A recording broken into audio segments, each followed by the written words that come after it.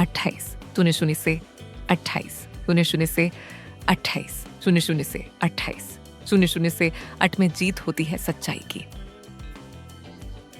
अंतिम संदेश 28 शून्य शून्य से 30 शून्य शून्य से भैरव की कहानी।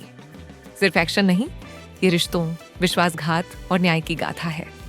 जब दोस्ती टूटती है तब एक भैरव जन्म लेता है जो अन्याय के खिलाफ अकेला खड़ा होता है। अगर आप चाहें तो मैं इस स्क्रिप्ट को डायलॉग फॉर्मेट काम, ड्रामा स्टाइल एल्स या फिल्मी नैरेशन टोन 1 में भी बदल सकता हूँ। आप किस तरह की आवाज चाहते हैं? गंभीर, भावुक या जोशीली? बताइए, मैं उसी अंदाज में स्क्रिप्ट को और निखार दूंगा।